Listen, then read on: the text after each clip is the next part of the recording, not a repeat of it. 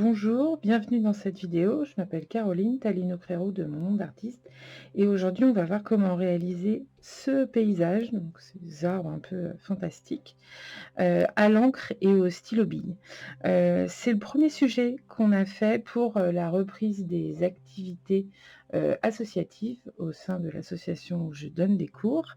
Donc voilà, travail à l'encre, au stylo bille pour lâcher prise, c'est pas un sujet évident, mais c'est plutôt ludique à faire. Donc voilà, si vous voulez voir comment j'ai réalisé cette forêt, eh ben, je vous laisse voir le tutoriel. Je vais travailler sur ce papier qui est un bloc de chez Canson, la gamme Héritage. C'est un papier aquarelle en 300 grammes. Pourquoi j'ai choisi celui-ci? C'est parce que c'est un grain torchon. Et moi, j'aime bien travailler sur des gros grains. Vous pouvez prendre n'importe quel papier à partir du moment où il est un peu épais. Quand j'ai fait faire ce sujet-là à mes élèves à l'atelier, on était sur un papier de 250 grammes, donc ça fonctionne aussi. Vous pouvez, alors ce papier est un papier 100% coton, mais vous pouvez prendre un papier 100% cellulose si c'est ce que vous avez. Ça fonctionne et je vais vous expliquer comment. Donc j'ai déjà prédécoupé la feuille, hop là. Alors, donc ma feuille. Pour ça, il va vous falloir donc les encres qu'on va utiliser aujourd'hui. Donc une encre bleue, une encre jaune. Ce sont des encres acryliques. Deux petits pots vides, un pot d'eau et un gros pinceau à la vie. Donc un pinceau aquarelle assez gros. Si vous n'avez pas de pinceau aquarelle, vous pouvez prendre un autre pinceau plus gros. Plutôt un pinceau rond. Je vais vous expliquer pourquoi. La première chose qu'on va faire, c'est qu'on va mouiller notre feuille. Vous vous êtes peut-être rendu compte, je ne suis pas totalement sur mon bureau, je suis sur une plaque en plastique. Ça fonctionne aussi avec une plaque en verre ou une toile cirée ou un support plastique. Le principe, c'est que je vais mouiller ma feuille des deux côtés très abondamment. Quand on travaille sur un papier aquarelle, enfin un papier qu'on va mouiller, l'idée c'est de le mouiller au préalable et de le scotcher pour éviter qu'il ne gondole quand on le remouille. Moi, je ne vais pas le scotcher aujourd'hui.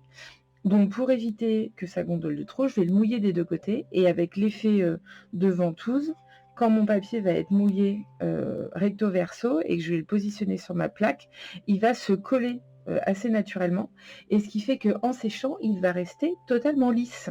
Donc voilà. L'avantage aussi, c'est que si vous prenez par exemple un papier cellulose, vous allez conserver l'humidité sous votre feuille, vu qu'on est sur un support plastique, et du coup, l'humidité va rester dans le papier plus longtemps, parce que le papier cellulose a tendance à sécher plus vite. Donc, vous pouvez travailler un cellulose sans problème. Donc, je prends de l'eau et de manière très abondante, je vais venir mouiller mon papier. Il faut vraiment que ce soit mouillé, que le papier soit totalement brillant. Donc, on n'hésite pas, on y va de manière généreuse sur l'eau. Hop là. Donc si jamais vous n'avez pas de plaque plastique, hein, je l'ai dit, une toile cirée, ça fonctionne, c'est ce que nous on a à l'atelier. Donc on travaille là-dessus et ça pose aucun problème. Donc j'y vais vraiment très généreusement. Je mouille bien tout. On n'hésite pas à garder son papier un peu de côté pour vérifier que tout est humide et qu'il ne reste pas de zone non mouillée. Pourquoi c'est important? Parce que quand vous allez retourner votre papier, s'il y a des endroits, c'est pas mouillé correctement, bah, ça va faire une gondole. Voilà, tout simplement. Parce que le papier n'aura pas reçu d'eau, il ne va pas se détendre comme le reste de la surface. Et du coup, ça va vous gêner. Donc, on y va vraiment généreusement. Hop là.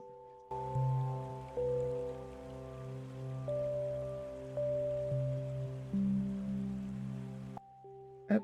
Et une fois que mon papier est mouillé, je le retourne. Et tout de suite, vous allez le sentir, hein, le papier se colle au support. Petite saleté là, hop là. Et je fais pareil de l'autre côté.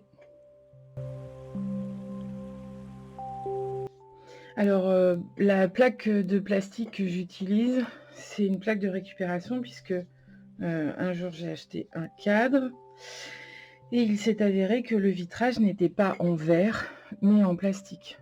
Alors, pour de l'aquarelle ou Une technique humide, c'est pas trop gênant. Mais pour une technique sèche comme le pastel sec ou une sanguine, un fusain, etc., c'est problématique parce qu'avec l'électricité statique, ça a tendance à faire décoller les pigments de pastel. Donc du coup, je l'ai enlevé, j'ai mis un vitrage en verre à la place. Et du coup, il m'a resté ce truc-là, que du coup j'ai recyclé quand j'ai besoin de travailler en aquarelle sans attacher mon support. C'est très pratique.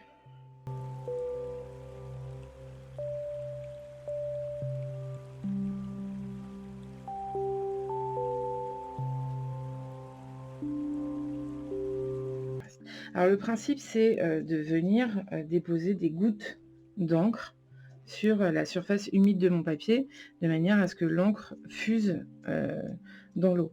Si je le mets maintenant, que mon papier est très humide, l'encre va se disperser très très vite. C'est pas forcément ce que je veux, donc je vais attendre que le papier absorbe un peu plus. Donc, j'ai une encre bleue, une encre jaune, j'ai 2 petits pots. L'idée, c'est de faire 2 variations de vert. Donc, je vais prendre mon encre. Alors, comme vous pouvez le voir, un petit peu, voilà. Ce sont des encres avec des pipettes. Ça, c'est très pratique parce que ça vous évite de mettre votre pinceau dans le petit pot d'encre et d'avoir le risque de polluer votre couleur. Des fois, on a l'impression que son pinceau est bien propre. Il suffit qu'il reste une petite trace de couleur, admettons du rose. Vous mettez ça dans du jaune, en deux, vous avez du orange. Donc, voilà. L'avantage de la pipette, c'est que jamais on met son pinceau dedans, donc on a toujours sa couleur qui reste intacte. N'hésitez pas quand vous faites vos achats à plutôt vous orienter vers ce genre de produit. Sachant que maintenant les marques mettent de plus en plus de bouchons avec des pipettes. Ce sont des encres acryliques, donc elles ont tendance à être plus couvrantes et un peu plus couvrantes, plus opaques et légèrement plus intenses en couleur. Mais ça fonctionne avec n'importe quel type d'encre. Donc là, j'ai mon bleu. Hop là, donc dans un pot, je vais mettre une goutte de bleu et dans l'autre 2 gouttes. Voilà, je ne referme pas mon petit pot. Et dans l'autre pot, je vais mettre 2 gouttes de jaune et là, une goutte. Ce qui fait que dans celui-ci, j'ai un vert plutôt jaune, puisqu'il y a plus de gouttes de jaune, et dans celui-ci, j'ai un vert plutôt bleu, parce qu'il y a plus de gouttes. Je vais laisser tranquillement ma couleur. J'ai des petites traces de... Hop, je vais virer ça. Hop, voilà. Je vais laisser tranquillement ma couleur se dégrader. Alors, pendant ce temps-là, je vais pouvoir préparer. Je vais faire mes mélanges. Là, je vais ajouter un tout petit peu d'eau. Voilà. Je mélange ma couleur. Donc, on le voit, hein, on est sur un vert plutôt bleuté. Je nettoie bien mon pinceau de manière à ne pas transférer mon mélange dans l'autre pot. Voilà. Hop. Je prends un tout petit peu d'eau, histoire de détendre un peu ma couleur. Et là, je suis sur un vert légèrement plus jaune. Je nettoie bien mon pinceau. Voilà. Donc là, on a nos couleurs de préparer. Vous voyez mes 2 tonalités de vert, plus, hop là, les gouttes de jaune et de bleu. L'eau commence à absorber. Je vais pouvoir commencer maintenant. Je vais commencer par le jaune. Alors, vous verrez que, on va l'expérimenter maintenant, je répartis un peu mes gouttes.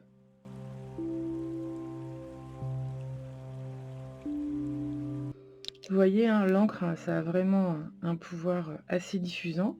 Alors, je peux m'aider d'un petit spray avec de l'eau pour que l'encre se répartisse plus. Après, je vais prendre mes verres. Donc, je vais commencer par celui-là. Je prends ma couleur. Hop. Et après, avec mon... Alors, j'essayais de le faire correctement. Voilà. Avec mon doigt, je vais... Hop.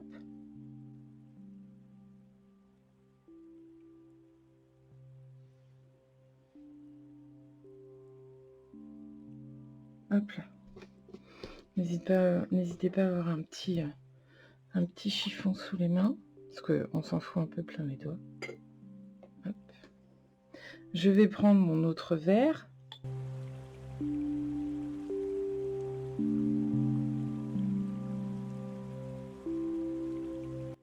Alors on voit qu'il y a des pigments qui se déplacent plus vite que d'autres. Le jaune a tendance à rester assez concentré, alors que le bleu va bouger plus vite. Ça, c'est lié plutôt à la caractéristique du pigment. Je pense que le pigment jaune est peut-être un petit peu plus lourd et que du coup, il a tendance à plutôt rester concentré, alors que le pigment bleu semble plus léger.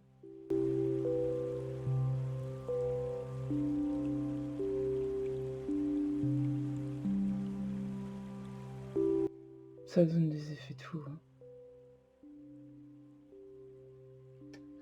C'est assez génial.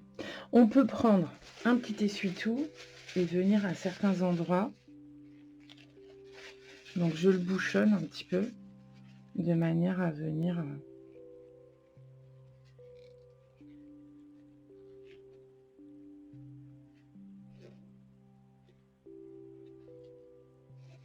créer des accidents.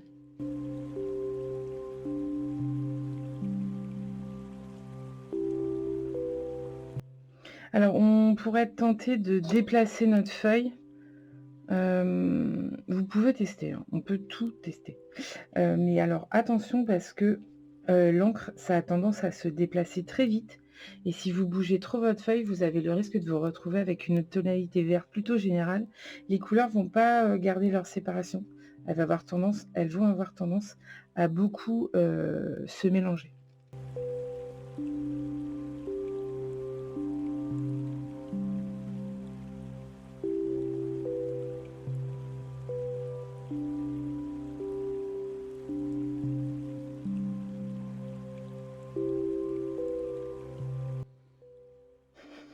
Stipule. L'idée du sujet, c'est de se laisser un peu porter par les effets de matière, donc n'hésitez pas. Alors quand moi j'ai proposé ce sujet-là à mes élèves, ils n'en connaissaient pas la finalité. Je leur ai pas expliqué ce qu'on allait faire après. C'était un peu une découverte. Bon, vous du coup là, c'est un peu différent, mais essayez de pas vous focaliser sur ce que ça va donner après, mais plutôt sur les effets de matière du moment.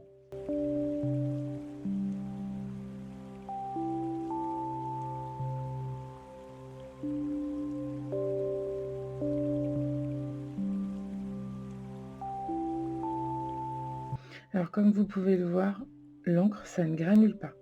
On n'a pas les mêmes effets qu'à l'aquarelle. Du coup, ça donne des effets aussi assez intéressants. Je suis assez satisfaite de mon résultat. Je vais laisser sécher et puis on revient pour la suite de ce tutoriel. Alors, on reprend. Ma feuille est bien sèche, du coup j'ai enlevé ma plaque plastique. Je l'ai séchée au soleil tout simplement, donc vous voyez, elle n'est pas trop gondolée, c'est un petit peu, mais après vous le mettez à plat, il n'y a plus de problème. Ma feuille est bien sèche et maintenant je vais utiliser un outil tout bête, un stylo bic. Bon, celui-là, il a vécu des aventures. Donc un stylo bic noir tout bête. Et ce que je vais faire maintenant, c'est dans mes taches d'encre, je vais essayer d'imaginer une forêt, des arbres, une végétation. Alors, vous voyez ce que vous voulez. Si dans les tâches que vous avez faites, vous avez vu autre chose, il n'y a pas de contrainte. L'idée, c'est par rapport à quelque chose que vous avez réalisé, qu'est-ce que vous arrivez à projeter et à imaginer dans ces taches de couleur. Donc du coup, on prend notre crayon bic et on va venir travailler au trait, faire des traits. Alors moi, comme je suis partie sur l'idée de la forêt, des arbres, etc., je vais commencer à dessiner mes troncs et mes branches en laissant des espaces, en imaginant des touffes d'arbres qui disparaissent, qui apparaissent, etc. Donc je vais utiliser ça et je vais peut-être utiliser aussi ceci, qui est un crayon, fusain coloré. Donc c'est la marque Derwent qui fait ça, les Tinted, Charcoal. Celui-là est blanc, vous avez toute une gamme de couleurs un peu passées qui sont très intéressantes. Vous pouvez aussi prendre un crayon, couleur blanc si vous voulez, si vous n'avez pas ce genre de produit, ça marche tout autant. Et ben c'est parti. Alors on n'hésite pas, hein, on peut retourner sa feuille dans tous les sens pour voir s'il n'y a pas un moment des choses qui nous parlent plus que d'autres.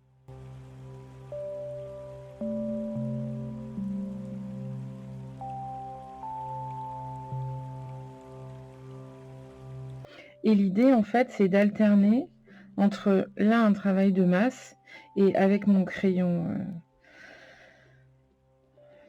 Bic, un travail de trait. Donc moi, je vais imaginer des arbres avec des troncs un peu tordus. Et du coup, je vais alterner tout un tas de petits traits.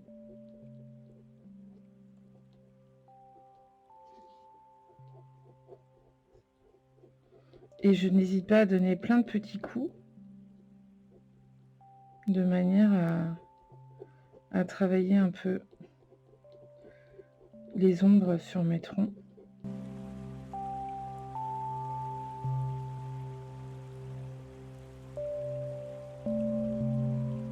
Travailler un peu les reliefs d'écorce.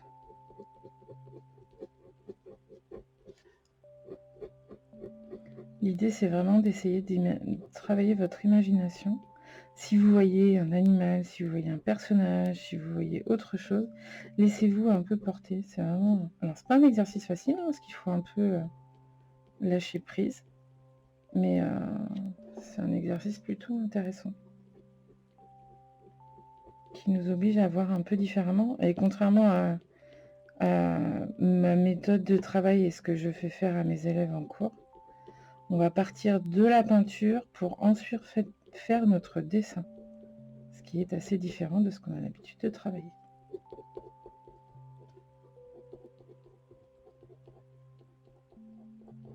D'habitude, on fait plutôt notre dessin pour peindre ensuite. Là, on travaille un peu différemment.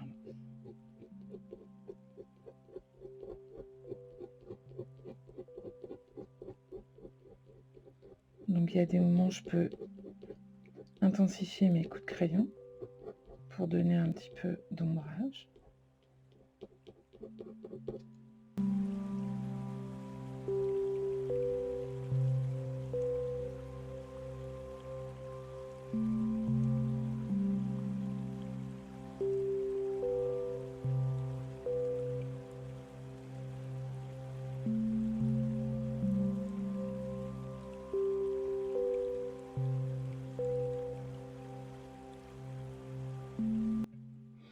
Donc là, j'ai mon premier tronc. Et je vais imaginer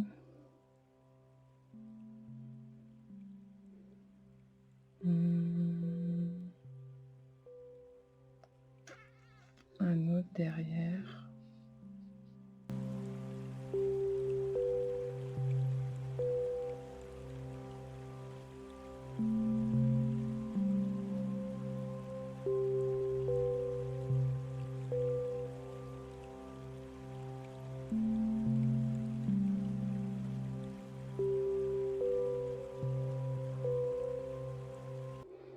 Et puis on peut imaginer un moment des vides, parce que quand on regarde un arbre en extérieur, on ne voit pas forcément tout le temps toutes les branches en continu. Des fois, il y a des masses de feuilles qui passent devant. Ben, nous, on peut très bien imaginer ça aussi. C'est-à-dire qu'à un moment, mes branches, elles apparaissent, elles disparaissent.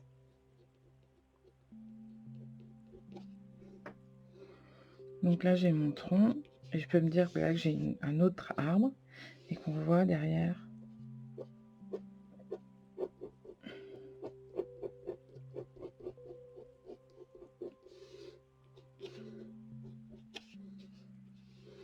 un arbre qui a poussé tout en hauteur, parce qu'il n'avait pas trop de place, parce que le sol était plutôt occupé par ces arbres bleus.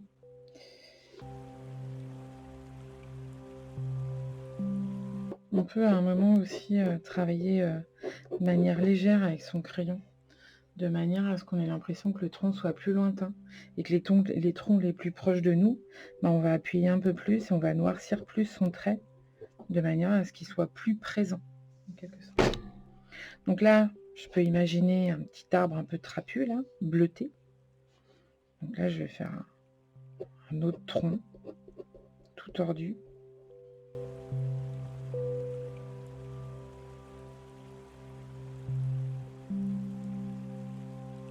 Et on peut, à un moment, revenir avec le crayon blanc et venir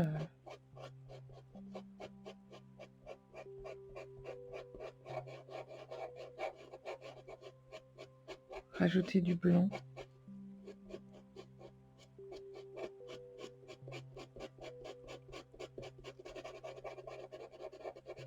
On sent hein, que c'est un fusain au bruit, vous voyez, hein, ça fait très sec.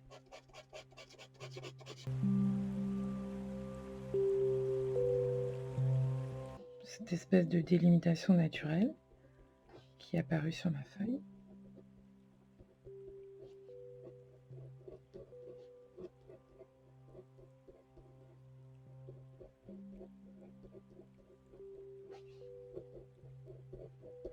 On peut imaginer une branche un peu nue où il n'y a pas de feuillage. C'est un très vieil arbre.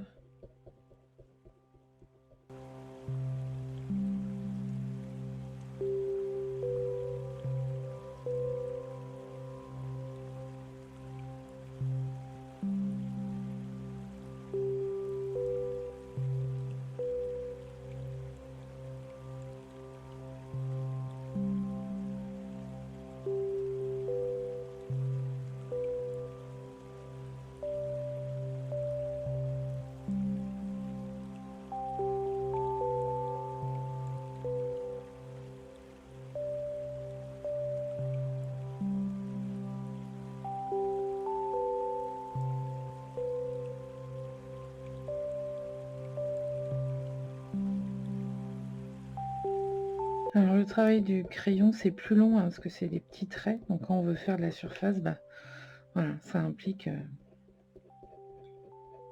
de prendre son temps pour bien marquer, mais ça fait des effets plutôt intéressants. Alors je pense qu'on viendra un petit peu atténuer ici aussi.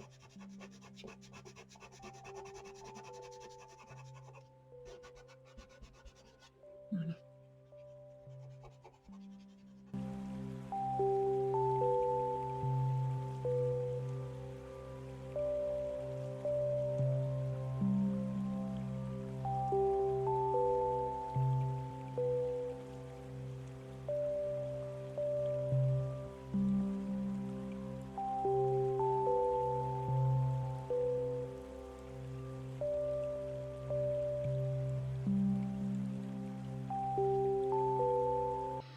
On n'hésite pas aussi à venir créer quelques petits vides là-dedans.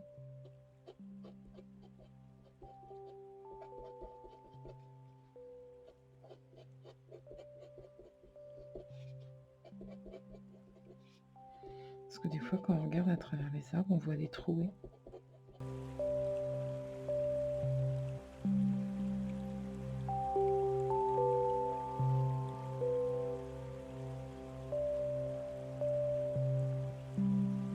Alors, donc on a une espèce de masse là. On a notre arbre jaune, on en a un autre plus grand derrière.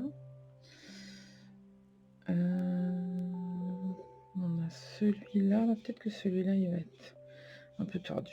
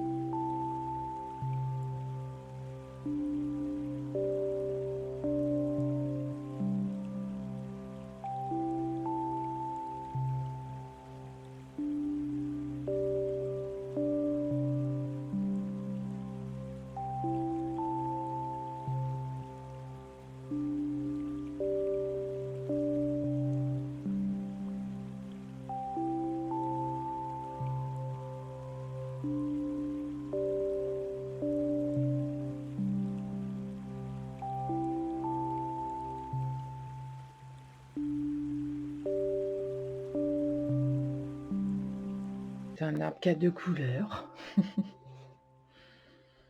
Il y a des masses bleues, des masses jaunes. C'est incroyable.